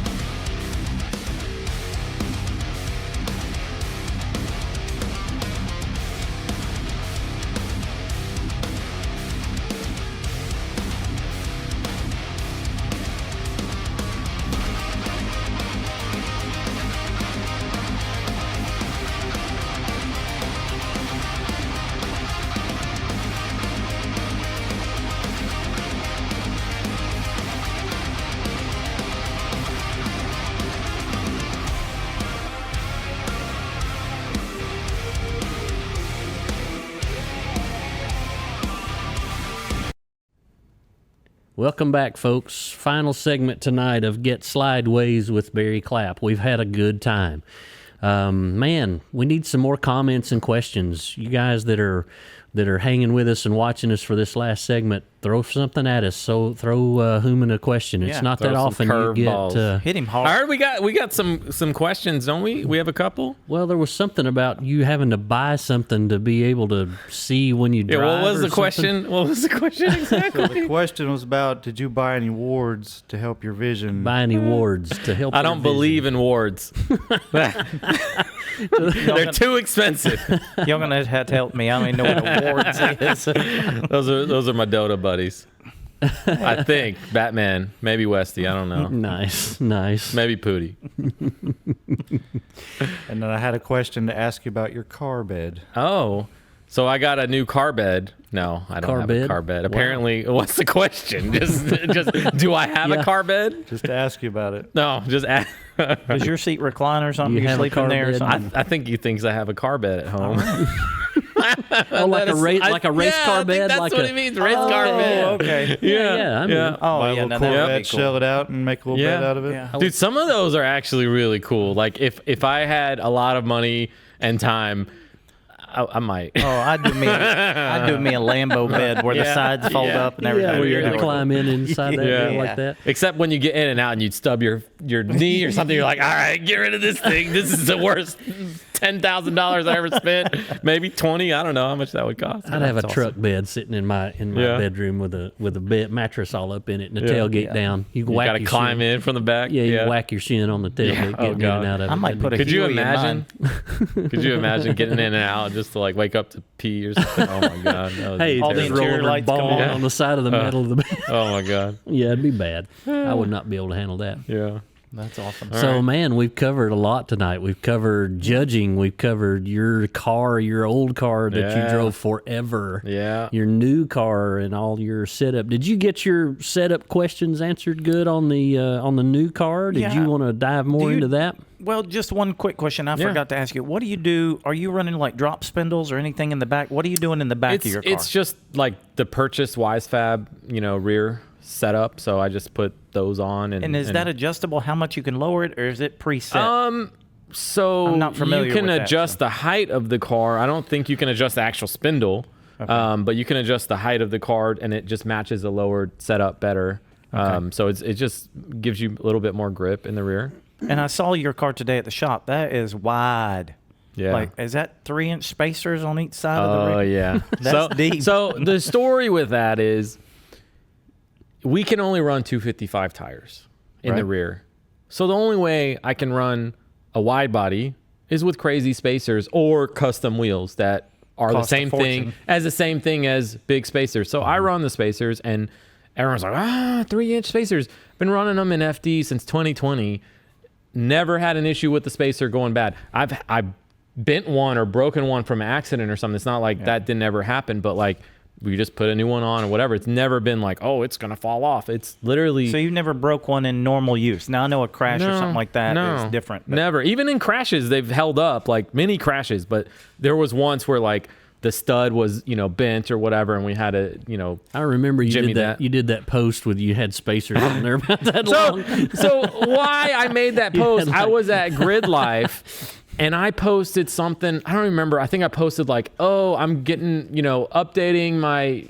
I think it was like a post about my coilovers or suspension, and someone was like, "Holy spacer, Batman" or something, and I was just like, "Oh, you want to see like?" So my petty self, was like, I told my crew, I'm like, let's get every spacer we have in the trailer. We stuck and we pulled it off the other side and everything. We stacked it wide. We laid it there and we're like, yeah, who's got spacers now? Got spacer, So I like being petty sometimes. You do some really good videos though. That last one you did with the like there was a girl that was flicking the Bentley flicking the ASMR, Bentley deal, and that one was fun. You were hitting the back of your wrecked car with a hammer. That was awesome. No, so the funny thing with these videos is I really post them for myself. I'm like I make these because I think they're funny. And if no one else finds them funny, I get sad, but like it doesn't matter that much. Like I'm like, man, I wish that would have went viral because it was hilarious. Yeah. But like I laugh myself because that's just like, I make them because I think they're going to be funny. And usually, you know, I'll laugh at them. I've made some where I'm like, maybe it wasn't as funny as I thought it was going to be. That didn't quite work out. So I almost forgot one very important topic. Uh-oh, what is it? The pit crew truck van thing. Oh, K-van. The K-van. Yeah. What about it? I want to know everything about that thing. So did you just run across this thing one day? No. I looked for it. So I had a golf cart for the longest time, and it was carbureted and kept dying and kept having to like, it was an old Yamaha, which are great golf carts. Like, you know, it just kept having to be tuned and then this and like needed a new part. And I just kept spending money on it. I'm just like, which I'm going to sell it, by the way, for dirt cheap. If anyone wants a Yamaha, it's a G4 or whatever. Oh, I thought small he was talking plug. about the little van. I was like, No. So I have that thing to work. Settle down over now. So I bought it. My crew made me buy that golf cart. Actually, I wasn't gonna get a golf cart. I was like, I can't afford a golf cart. They found it for a deal. I was like, fine, we'll get a golf cart. Walking. Yeah, like I'm like, all right, fine, we'll get you a golf cart. So we got it, and then last year we didn't, or the year before last year, I didn't even bring the golf cart because we brought it one event, it messed up, and we're like, all right, I'm not even bringing it anymore. And then I looked into K-vans and I was like, you know what? We can buy one and we can actually use it as like a rental car when we go to some events to go down the street, to go to the gas station or whatever. So it was like $5,000. I found it just from, I did research. I was like, do I want a truck? Do I want a van? I decided on a van because we could throw stuff in it, lock the doors, not worry about like, oh, someone's going to steal the tools in the back of things. So even at FD, like we would have to literally empty everything between rounds and stuff. So I said, no, let's get a van. And then we can also seat 4 to 8 people. I mean, I fit 8 really people small, in that thing. really small people. Well, at Road Atlanta, we fit like 8 and we take them up the hill. And it's like, I bet that little thing struggles. It does not want to go because it's not, I mean, it's a 3-cylinder. It's not a 4-cylinder. It's a 600 or 660, 6 something. Need to put like an observation deck on the roof with the fold-up rails. Well, like they put the on funny the thing with that van is I had to buy only that van because they make one that's slightly taller and it doesn't fit in my trailer with my racks. Right. So I had to go find the only ones that are certain heights, and that was one of the few, because there's like basically a low roof and a high roof. It's only like 2 inches different, but it was enough. It literally, mine, like, you cannot, it's very close. I remember when you brought it to me and you were pulling it into the trailer. You were like, yeah. I was like, is it gonna come? So I ended up getting it, and then, man, Barry's rap on that. It's the crazy thing is, and it's kind of sad, but it's kind of funny. More people like my van, or I don't know if they like it more, but they will come and stop and take pictures of the van and not even look at the race car. like it's like, and they'll be like, I love your van. That's the best thing ever. I thought the same thing. Yeah. They're like, race car. You know, it's like $5,000 van or $150,000 race car. Interesting. You know, I'm like, damn it. I love that. I just need to know when we're going to LS swap it. See, that's the thing. Yeah. I don't want to do it. I want it to just work. Yeah. Like, you want to stop. I don't. Some cool wheels on it. Yeah, it's got good wheels on it. It's got good wheels on it now. Yeah, and like it looked like, honestly, like I was like, should I change the? I'm like, no, it looks so good. Like it is. Oh, it looks awesome. It came out like I gave Barry like I want panel van with plaid, and he's like, got you. Mm-hmm. He didn't even send me. He didn't even render it. He just literally didn't even ask me questions. Mm-hmm. He's like, I'm just gonna do it, and it came out like so good. And I was like, man, this is like, I like get upset because I like have scraped it on places, and I'm like, damn it, like this looks really good, and now it's got little, blemishes, and I'm like, God, I gotta keep, but because we pack it in the trailer, so sometimes it it might there's get some things that that's okay. We save everything. We've got the we can redo save. it. We can fix it. Oh man, it looks good. But by far, like, that's my favorite livery of all my stuff is that one, even though it's not a race car. I know that somebody showed up with one similar or something like that, and I remember seeing the pictures of it too, and I thought, man, I bet they were really upset when you pulled yourself next to it because yours just kills it. Well, there's a good video. If you go to Koenig's YouTube, they did a side-by-side of, it's Derek Madison's K-Van. So he has one that looks like his race car and mine that looks like mine, and we did a side-by-side. He has like a Chinese one, and I have the Japanese one, so we just kind of go over the differences. It's a really good video, and it really didn't get like a lot of views, so go watch it. It's got like 600 views, but it's a really good video. Like, it's got a lot of like Did you really drag cool race stuff. or anything? We did. We drag raced to like second gear. They're so he beat me. Like, he got the launch off me and killed it. But yeah, dude, those things, they're really fun to drive. Like, I take it around town sometimes, and like I get a million thumbs up. Like, everyone's like, oh my God, your car's so awesome. I took it downtown once just to drive through Broadway. All the honky tonks, people up in the little vans. The girls. They're all like, oh my God. The woohoo girls like, went nuts. oh man. I went to Nissan Stadium and took some like photos, and I drove through, and I was like, I put the Insta360. I gotta pull that footage and make something from it, because I filmed the whole thing to see like reactions. We did a New York. So do you know? We drove that K-Van from New Jersey to New York City. It took about 2+ hours, and we drove it to the city in that van, and we drove it to Times Square and took a lot, and we just like talked and, just. So you can drive it, go like 55 or 60 miles an hour? About, yeah. Like at wide open, slight like decline. Like, it's really slow, but dude, it's awesome. It's fun. It's got to get good gas mileage too. I mean, I don't think I fill it up but once a year. I want to know why I didn't drive it here. I should. It should be sitting right here. I mean, it is if not. It was sitting right here, man. It does not. I will say, table. like, it does not feel safe if you were ever to get in an accident with. Oh my God! It is tin canned, like, like. So I try to just keep it for track use and run to the gas station. We could have parked it right here on the table. Yeah, you probably could. We could have lifted it up. It's probably not more than 1,000 pounds total. That's awesome. I don't think it's even 1,000. So. And while we're talking about wraps, your back window, the girl. Yeah. What's happening this year? We changed it up. We changed it up. Yeah. So we. Sorry, I'm having mic problems there. Yeah, I went with that last year, and this year we're just kind of gonna do something new. I still believe in the girl. That got you a lot of attention with FormulaD last year. A decent amount. A lot of people loved it and liked it. I just decided, try something new this year. Well, that's one of those things that you do once a year and you see what's going on, and if it works, it works. Yeah. I did respect that a lot. I liked the way you did that last year, but I get cool. Changing it up. Yeah.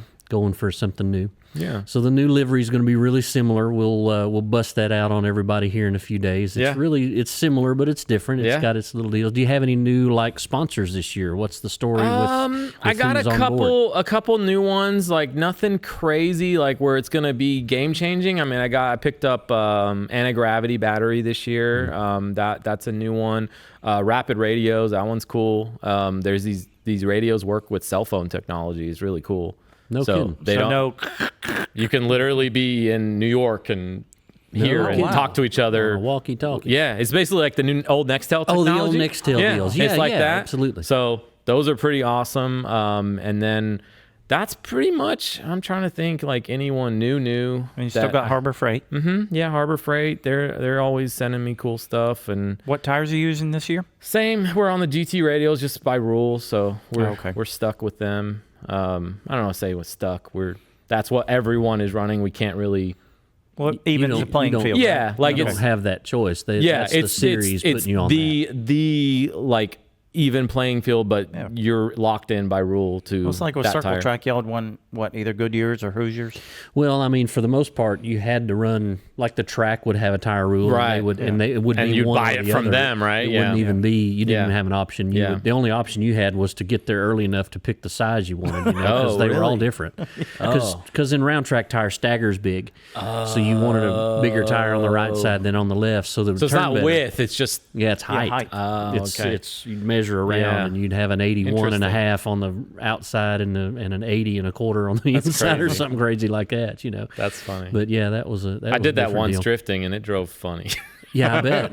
I had like a used tire and this tire. Like they were a 40 different. and a 45 Yeah, or something. yeah. And it was like, oh, okay, I guess we're going left. I can go this way, Yeah. this way, not so much. Yeah. Back when I used to run used tires, I didn't buy a new tire until Pro-Am. And I only bought it because I won some. So I won second place, I'm pretty sure, on used tires. And then I won Kenda tires. Like, it was the first time I ever ran brand new Kendas.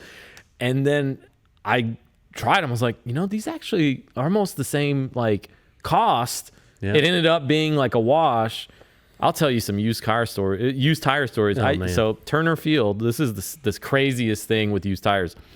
I used to go without any spares and just a donut, and I would go to that event. That's crazy all by I would drive until one tire delaminated, change my donut, run to that tire shop, and be like, the one that was downtown that you could go to. It wasn't on downtown. It was off of Howell Mill, and it was near where I went to school, and I knew the guy. And he sold them to me for $25 a tire mounted. Nice. And I'd be like, hey man, your tire's messed up. I went drifting on them and they didn't last at all. And he'd be like, oh, I'm so sorry. And like, my stupid ass is thinking like, these tires sucked. And he's like, oh, I guess they did. And he should never have done that. Like, this guy, he was the nicest guy ever. But I bought a lot. I mean, I would buy tires from him almost every week. Like, I would go drifting at night, and then every week I'd come with hey, I need a new tire here. I'm on a donut again. Like, that'd be me changing the spare in the parking lot. So scissor jacking. Yeah, so he always took care of me. He was a really nice guy. I don't even remember the name of the shop. It was just like tires. But if that guy's ever around, hey, look where you got me, right? Look what you did. Yeah, but he was a really nice guy. $25 a tire change. Like, back then was like not that cheap, but like it was enough for my college student budget. This is a great question, because this actually happened to me. I used to run used tires just like you did. Yeah. And we went to LS Fest, and I was running.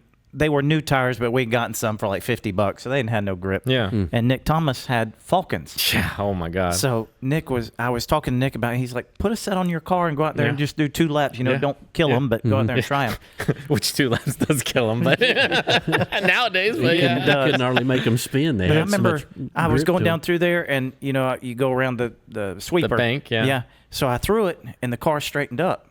And I'm like, that's weird. So I threw it again, and it straightened up again. And I'm like, crap, I'm near the wall. So I just freaking mad at it. Yeah. And it finally broke loose, and it was accelerating while it was drifting. Oh, yeah. So my question to you is, when you went from used tires to like really good sticky, was there a learning curve for you as well? So Nick Thomas, same guy. Speaking of, one year I was going to Street Life Tour back at the Killcare. And he was like, I got all these tires. If you want to buy them, I'll sell them to you cheap. Like, I'm just trying to get rid of them. And I was like, wow, okay. And I bought them from him, and I took them to that track. And that track, I always struggled to make like the whole bank and stay high, because I was always on crappy tires. I ran it one time. I was like, it was like the same feeling of going from a MR2 to a Mustang. And I was like, that's what, like, you can that's feel what I've been like, missing. Like and that's kind of what it goes to. Like, that's the feeling you want when you change parts. Like, you want to change a part and be like, mother, that's what it was. Like, oh man, like, I really understand why this is better. Because then you understand why you made that change and what that change did, and how you can utilize it. And that, like, so that was the first time I ever ran sticky tires. Before that, I was always running like Kendas or something like that, like cheap, good, like new tires. And I learned, like, basically I will always buy a new brand here and there just to test out if the price is right, and be like, let's see, especially if someone's like, I think these are good. So like, I've been trying, what's it called now?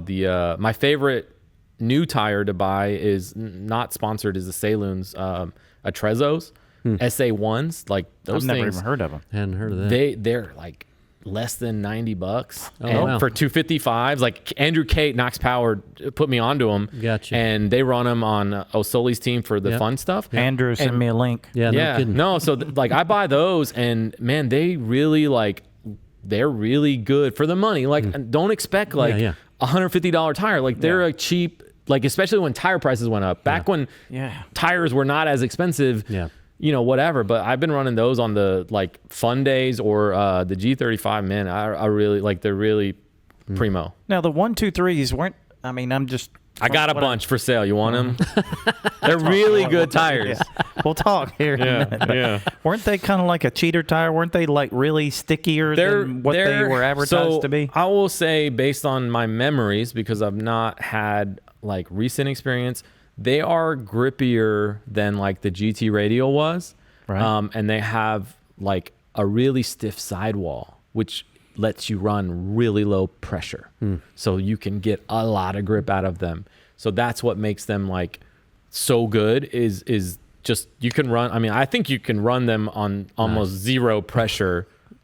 Like on run flats. I mean, really, they are almost like I think you can run them at 0 PSI with the right wheel. On the bead? With the right wheel. Like, I mean, maybe that's like maybe 5 to 8 pounds, something maybe like 5, but like, you know, basically get maximum, you know, grip out of it or side by and all that. So it's just kind of like one of those like, it was a great tire. It is a great tire, and it is. But I won't say it's a cheater tire. It was just a really grippy tire. I just remember it was a big deal when they first came out because they thought the tread wear, you know, they said 200 tread wear, but they were really like a 75 tread wear or something, you know, something super sticky. I mean, the tread wear is such an ararbitrary number anyway. Like, if we get into a long argument with that, because that's not scientific. It's just they're saying it's a 200, and it could be anything. Every tire is different too. Every company's way of measuring that. What if I remember right? Tread wear rating is only supposed to say if we got tornadoes. All of a sudden I heard that too. But it's supposed to be like if you have a 200 and you have a 400, the 200 should last twice, or the 400 should last twice as long as the 200. But who's real, like drifting or just driving? You know, not on my drift car. They don't. Like I mean, who knows? So yeah. Well, guys, we're out of time again. Man alive, this 2-hour segment went by so fast. You need to stay for another hour. We're going to have to get you back on here. We'll come back because we've got way more to talk about. Yeah. Guys, thanks for joining us. Click like, give us a follow. All those other platforms, Spotify, YouTube, TikToks, all of that stuff. Slide Factory, get Slydewayz with Barry Clapp. Be sure and watch us. Spread the word. Help us grow this little thing so we can have more of these. Hooman, thanks for coming, Brent, as usual. Glad to be here. We'll catch you guys next time. All right. Thanks.